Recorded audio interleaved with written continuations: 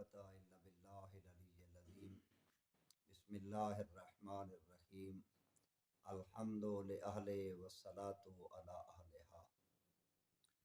بسم الله الرحمن الرحيم. قال الله تبارك وتعالى في القرآن الكريم. بسم الله الرحمن الرحيم. قل ما يعبأ بكم ربي لولا دعاؤكم. صلوات پر محمد اللهم صل على محمد وآل محمد. ہمارا موضوع مناجات شعبانیہ ہے۔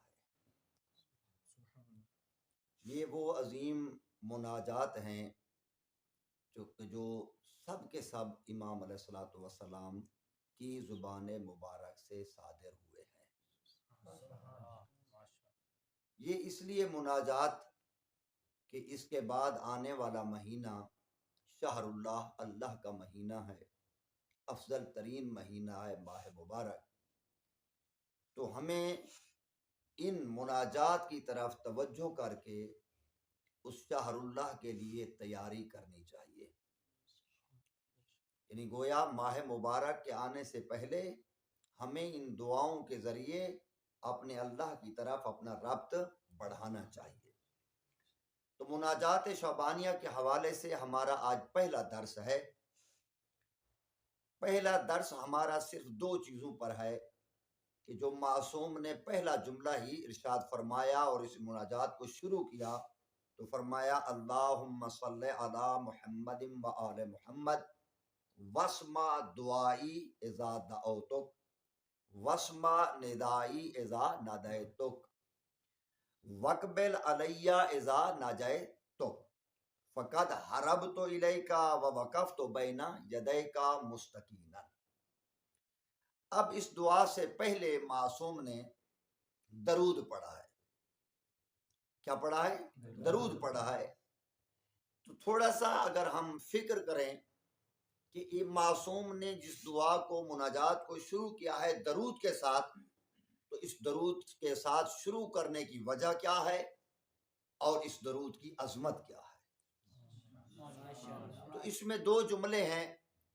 ایک جملہ زیارت جامعہ کبیرہ کا کہ اس درود کے ساتھ دعا کو مناجات کو کیوں شروع کیا جاتا ہے، تو زیارت جامعہ کبیرہ میں یہ جملہ ملتا ہے کہ ان ذکر الخیر کنتم اولہ و اصلہ و فرعہ و معدنہ و ماواہ و منتہاہ۔ گویا اگر نیکی کا ذکر ہو تو آپ یعنی محمد و آل محمد علیہ الصلوۃ والسلام آپ اول، آپ اس کی جڑ، آپ اس نیکی کی شاخ، آپ اس نیکی کا مرکز، آپ اس نیکی کا ٹھکانہ اور آپ اس نیکی کی انتہا ہو۔ گویا اس لیے دعا کو درود کے ساتھ شروع کیا جاتا ہے کہ جس دعا ذکر خیر کو ابتدا اس سے کی جائے کہ جو در حقیقت اس نیکی کی جڑ ہے، تو جب جڑ مضبوط ہوگی تو شاخیں خود بخود مضبوط ہو جائیں گی۔ تو جس دعا کو درود کے ساتھ شروع کیا جائے گا تو درود ایک ایسی نیکی ہے جو عبادت کی جڑ بھی ہے، اور یہ ایسی عظیم عبادت ہے کہ کبھی اللہ اس عبادت کو ضائع نہیں کرتا۔ تو اس لیے ہم جب بھی کسی بھی نیکی کا ذکر کرتے ہیں اور اس ذکر کا ابتدا کرتے ہیں تو ہم درود محمد اور آل محمد علیہ الصلوۃ والسلام سے اس لیے شروع کرتے ہیں کہ وہ نیکی کی جڑ بھی ہیں، وہ نیکی کا مرکز بھی ہیں اور وہ نیکی کا ٹھکانہ بھی ہے۔ پہلی دلیل ہے درود کے ساتھ مناجات شعبانیہ کے شروع ہونے کی۔ دوسری دلیل کہ مناجات شعبانیہ کو درود کے ساتھ کیوں شروع کیا گیا، تو اس کے لیے حضرت امام جعفر صادق علیہ السلام مکارم الاخلاق جلد نمبر 2 صفحہ نمبر 19 پر چھٹے آقا کا یہ فرمان موجود ہے۔ وہ کون سا فرمان ہے؟ اس صلوات کے بارے میں معصوم فرماتے ہیں من کانت لہو الی اللہ عز وجل حاجت، جس شخص کو بھی اللہ تعالی کی طرف کوئی حاجت ہو فَلْيَبْدَأْ بِالصَّلَاةِ عَلَى مُحَمَّدٍ وَآلِهِ، تو اس انسان کو ابتدا محمد اور آل محمد پر درود پڑھنے سے کرنی چاہیے۔ کیوں معصوم فرماتے ہیں ثم یسأل حاجتہ، درود سے شروع کرے پھر اپنی حاجت کا ذکر کرے، ثم یختم بالصلاۃ علی محمد وآلہ، پھر اس دعا کو محمد اور آل محمد پر درود کے ساتھ اس کا اختتام کرے، ابتدا بھی صلوات کے ساتھ اختتام بھی صلوات کے ساتھ۔ تو اس کا فائدہ کیا ہوتا ہے؟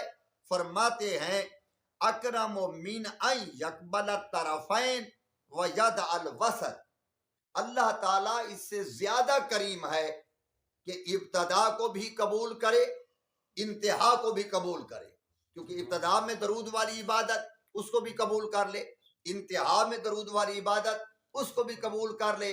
اللہ اس سے کریم تر ہے کہ اول و آخر کو قبول کرے اور درمیان کو چھوڑ دے، اس لیے اللہ کبھی بھی تمہاری دعا کو رد نہیں کرتا، جو دعا کے اول میں بھی درود ہو اور آخر میں بھی درود ہو۔ یہ دو دلیلیں ہیں کس لیے درود پڑھنے کی، کہ دعا سے پہلے بھی درود پڑھا جائے اور دعا کے بعد بھی درود پڑھا جائے۔ تو اس لیے مولا نے مناجات شعبانیہ کو کس کے ساتھ شروع کیا؟ درود کے ساتھ، اللہم صلی علی محمد و آل محمد۔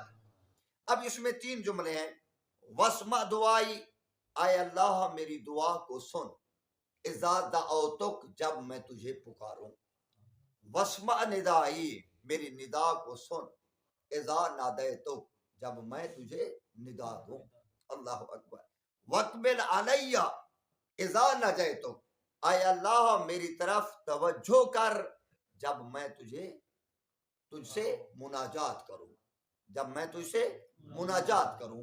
تو 3 جملے ہوئے، واسمع دعائی، ایک دعا، ندا اور مناجات۔ مولا نے اب یہاں سوال پیدا ہوتا ہے کہ یہ جو دعا کا جملہ ہے واسمع دعائی اذا دعوتک واسمع ندائی، کیا اللہ تعالیٰ سمیع ہے یا نہیں؟ اللہ تعالیٰ سمیع ہے نا، اللہ تعالیٰ سمیع ہے، تو خداوند کریم دنیا کی ہر چیز کو سنتا ہے یا نہیں سنتا؟ حتیٰ کہ اتنا بھی روایات میں ملتا ہے کہ اگر سمندر کی تہ میں کوئی ایک چیمٹی بھی چلے تو اس کی آہٹ کو بھی خداوند کریم سن لیتا ہے، اور خود خداوند کریم فرماتا ہے کہ کیا میں کوئی دور تو نہیں ہوں کہ ندا مجھے دی جائے، ندا تو دور والے کے لیے دی جاتی ہے نا، واسمع ندائی، تو اللہ خود فرماتا ہے میں شاہراہ سے بھی زیادہ قریب ہوں۔ تو ہم نے ان جملوں کو سمجھنا ہے کہ مولا نے مناجات شعبانیہ میں یہ جملے کیوں ارشاد فرمائے کہ واسمع دعائی اذا دعوتک واسمع ندائی اذا نادیتک۔ تو اس کے لیے جو ہمیں پیام ملتا ہے وہ یہ ہے کہ جب اللہ تعالیٰ سمیع ہے، ہر چیز کی آواز کو سنتا ہے، تو مناجات کرنے والے کو یہ تو پتہ ہوتا ہے کہ اللہ ہر کسی کی آواز کو سنتا ہے، لیکن مناجات میں یہ جملہ کہنا کہ واسمع دعائی جی واسمع ندائی، تو اس کا مطلب ہے کہ انسان یقین کرنے کے بعد مناجات ملتمسانہ یعنی اپنی التماس کر رہا ہوتا ہے کہ اے اللہ میری دعا کو سن جب میں تجھے پکاروں، میری ندا کو سن جب میں تجھے ندا دوں۔ بات سمجھ آگے کہ نہ آگے؟ یہ پہلا، یعنی خداوند کریم میری اس دعا کی ندا آواز کو، اور ندا والی آواز ہو یا وہ مناجات والی آواز، اس کو خدا ضرور سنے۔ خوب، دوسرا جملہ کہ جو ندا اللہ نے سننی ہے، تو ہمارا جو مہم نقطہ ہے وہ یہ ہے کہ وہ ندا کیسی ہونی چاہیے؟ واسمع ندائی اذا نادیتک، وہ ندا کیسی ہونی چاہیے جس کو اللہ رد نہ کرے؟ تو مہم نقطہ اس بات کی طرف ہے، ہمیں سوچنا چاہیے کہ جب ہم اللہ کی بارگاہ میں کوئی ندا کرتے ہیں تو وہ ندا کیسی ہونی چاہیے۔ اس کے لیے میں آپ کو 2 فرامین معصوم کے عرض کرنا چاہتا ہوں کہ وہ ندا کیسی ہونی چاہیے۔ پہلی دلیل جو پاک پیغمبر حضرت محمد مصطفیٰ صلی اللہ علیہ وسلم معصوم فرماتے ہیں ندا کیسی ہونی چاہیے۔ البکاء من خشیت اللہ مفتاح الرحمہ، البکاء من خشیت اللہ، اللہ کے خوف سے رونا اللہ کی رحمت کی چابی ہے۔ اللہ کے خوف سے رونا یہ اللہ کی رحمت کی چابی ہے۔ وعلامت القبول، اور انسان کے دعا کی قبولیت کی علامت ہے۔ تو اس کا مطلب کیا ہوا کہ آپ اگر دعا مانگ رہے ہیں اور آپ کے آنکھوں سے آنسو نکل آئے ہیں تو آپ کو یقین کرنا چاہیے کہ میری دعا قبول ہو چکی ہے۔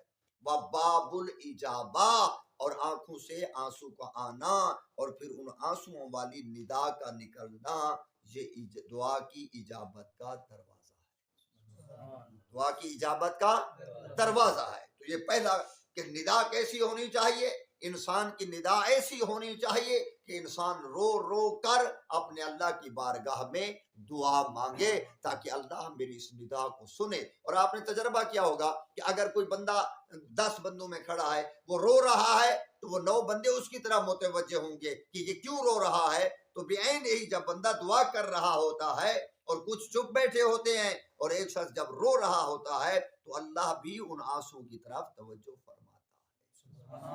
خدا بھی ان آنسوں کی طرف توجہ فرماتا ہے کہ میرا بندہ رو رو کر دعا مانگ رہا ہے۔ پہلی چیز بات سمجھ آ رہی ہے نہیں؟ تو دوسری چیز ہے کہ آہوازاری کا فائدہ کیا ہے۔ جب ہم روئیں گے تو اس کا فائدہ کیا ہے؟ تو اس کا فائدہ یہ ہے کہ آپ نے جب کسی کو ہدیہ بھیجنا ہوتا ہے تو ایسی چیز ہدیہ کرتے ہیں جو اس کے پاس نہ ہو، وہ چیز اس کو ہدیہ کرتے ہیں تو وہ بڑا خوش ہو جاتا ہے کہ مجھے وہ چیز مل گئی جو میرے پاس نہیں تھی۔ تو اللہ کے پاس کون سی چیز نہیں ہے؟ اللہ کے پاس تضرع، آہوزاری اللہ کے پاس نہیں ہے۔ اللہ کبھی گڑ گڑاتا نہیں ہے۔ تو اللہ کو بندے کی آہوزاری چاہیے۔ اگر ہدیہ بھیجنا چاہتے ہو اپنے رب کو تو دعا میں آہوزاری اور تضرع اور اپنی آپ کی عاجزی اور کمزوری کو ثابت کر کے اپنے آنسوؤں والی دعا کا ہدیہ تم کرو، اللہ تمہاری دعا کو رد نہیں کرتا۔ خدا اس دعا کو قبول کرتا ہے جس کے لیے انسان آنسو بہاتا ہے۔ خوب۔ اور اس کے بعد اصول کافی کی روایت جو باب البکا میں ہے کہ جب انسان اللہ کی بارگاہ میں دعا کرتا ہے اور چاہتا ہے کہ اللہ میری ندا کو بھی سنے، اور خدا کو جب میں خدا سے دعا طلب کروں تو خدا میری دعا کو بھی سنے اور اللہ میری طرف توجہ فرمائے، وقبل علیہ اذا نجیتک، اللہ میری طرف توجہ فرمائے، تو اس کے لیے بھی کافی میں یہ روایت موجود ہے کہ خداوند کریم نے او اللہ الی موسیٰ، حضرت موسیٰ کی طرف وحی کی۔ کون سی وحی کی؟ ان عبادی لم یتقربوا الی بشیء احب الی من ثلاث خصال۔ اے موسیٰ، بندے میرے محبوب ترین بن سکتے ہیں، میرے قریب ہو سکتے ہیں، میرے محبوب بن سکتے ہیں۔ تو کن چیزوں کے ذریعے؟ وہ 3 عظیم چیزیں ہیں جن کے ذریعے انسان میرا محبوب بھی بن سکتا ہے اور میرے قریب بھی آ سکتا ہے۔ اللہ تو قریب ہے، اب بندے نے قریب ہونا ہے نا۔ تو بندے کے قریب ہونے کے لیے خود خداوند کریم نے حضرت موسیٰ کو وحی فرمائی کہ بندہ میرے پاس کیسے قریب ہو سکتا ہے۔ تو حضرت موسیٰ نے عرض کی مالک اللہ وہ کون سی 3 چیزیں ہیں؟ تو خداوند کریم نے فرمایا الزہد فی الدنیا، اگر چاہتے ہو کہ اللہ کا قرب حاصل کرو تو اس دنیا میں رہتے ہوئے زہد اپناؤ، زاہد بن جاؤ۔ زہد کا معنی کیا؟ یعنی دنیا کی محبت کا دل سے نکال لینا، مل جائے تو ٹھیک، نہ مل جائے تو کوئی پرواہ۔ اس کو کہتے ہیں زہد۔ کیا کہتے ہیں اس کو؟ زہد۔ یعنی اپنی دنیا میں آ کر اللہ کی محبت کو اپنے دل میں آباد کرنا اور دنیا کی محبت کو اپنے دل سے نکالنا۔ یہ کون بن جاتا ہے؟ زاہد۔ پہلی چیز جو اللہ کے قریب پڑتی ہے زہد۔ دوسری والورع عن المعاصی، گناہوں سے بچ جانا، گناہوں سے بچ جانا، گناہ نہ کرنا۔ دوسری چیز۔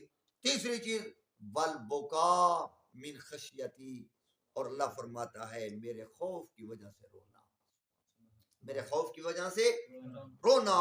یہ 3 چیزیں ایسی ہیں جو انسان کو اپنے اللہ کے قریب کرتی ہے، اپنے اللہ کے قریب کرتی ہے۔ تو پھر حضرت موسیٰ نے عرض کی فقال موسیٰ یا رب، اے پروردگار، فما لمن صنع ذلک، اے اللہ جو اس طرح کریں گے، زاہد بھی ہوں گے، روئیں گے بھی اور گناہوں سے بچیں گے، تو اللہ ان کو اجر کیا عطا کرے گا؟ تو خداوند کریم نے 3 قسم کے اجر بیان فرمائے۔ پہلا، اما الزاہدون فی الدنیا فاحکمہم فی الجنہ، خدا فرماتا ہے جو زاہد بنے گا دنیا میں، دنیا کی محبت کو نکال دے گا، اللہ کی محبت کو اپنے اندر ڈال لے گا اور زاہد بن کر زندگی گزارے گا، تو میں اللہ نے اس کے لیے جنت فیصلہ کر، میں اللہ اس کو جنت دے دوں گا۔ خوب، عمل متورعون عن المعاصی، لیکن وہ لوگ جو گناہوں سے بچتے ہیں، گناہ بالکل نہیں کرتے، اللہ کی وجہ سے ہر گناہ کی گندگی سے دور رہتے ہیں، تو خدا نے ان کا کیا انعام رکھا؟ فرماتا ہے فما احاسبہم، جو شخص ایسی زندگی گزار کے آئے گا میں اللہ اس کا حساب نہیں کروں۔ اللہ اکبر، یدخلون الجنہ بغیر حساب، یہ اس کی عظمت ہے کہ جو انسان گناہ بالکل ترک کر دے، گناہ نہ کرے، یعنی گناہ کر سکتا ہو تو بھی گناہ کو چھوڑ دے، اس لیے کہ کس کے لیے؟ اپنے اللہ کے لیے، خدا کی ذات کے لیے اللہ کی نافرمانی کو چھوڑ دے۔ خدا فرماتا ہے فما احاسبہم، میں اس کا حساب بھی نہیں کروں، یدخلون الجنہ بغیر حساب۔ تیسرا جو فرمایا تھا کہ اما الباقون من خشیتی ففی الرفیع الاعلی لم یشارکہم احد، اور وہ لوگ جو میں اللہ کے خوف کی وجہ سے روتے ہیں، میں اللہ نے ان کے لیے بہت بڑا بلند مقام رکھا ہے، اور ان کے اس بلند مقام میں میں اللہ کسی کو شریک نہیں کروں گا۔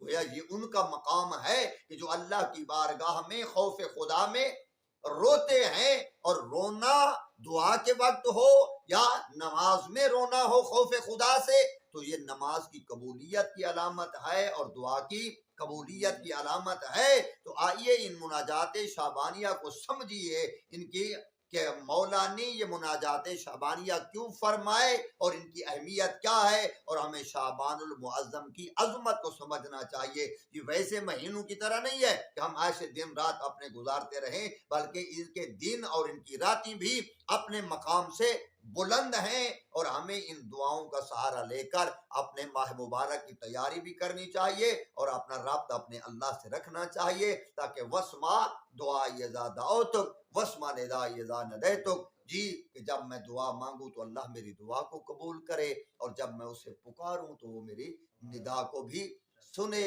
اور اللہ میری طرف توجہ فرمائے، توجہ فرمائے۔ اللہ کا توجہ کرنا کیسے ہوتا ہے؟ تو اس کے لیے ایک جملہ ہے کہ جب انسان دعا کے لیے ہاتھ بلند کرے تو ایسا توکل بر خدا اور ایسی توجہ خدا کی طرف ہونی چاہیے کہ بس یہ سمجھے کہ خدا فقط میرا ہے، خدا فقط میرا ہے۔ اور آپ نے کبھی دیکھا ہوگا اگر یہاں ماں ہو اور ادھر باقی لوگ ہوں تو بچہ جلدی سے اپنی ماں کی طرف دوڑتا ہے، اس کو ممتا بلاتی ہے۔ تو جب ہم ایسے توجہ کر کے خدا کی بارگاہ میں بیٹھیں گے اور دعا مانگیں کہ بس اللہ میرا ہے، میری طرف ہی دیکھ رہا ہے، تو خدا بند کریم انسان کی دعا کو قبول فرماتا ہے۔ تو یہ ہے ہمارا آج کا پہلا درس کہ وسما دعائی اذا دعوتک وسما ندائی اذا ندیتک وقبل علی اذا نجیتک فقد حربت الیک، اے اللہ میں تیری طرف بھاگ کر آیا ہوں، ووقفت بین یدیک،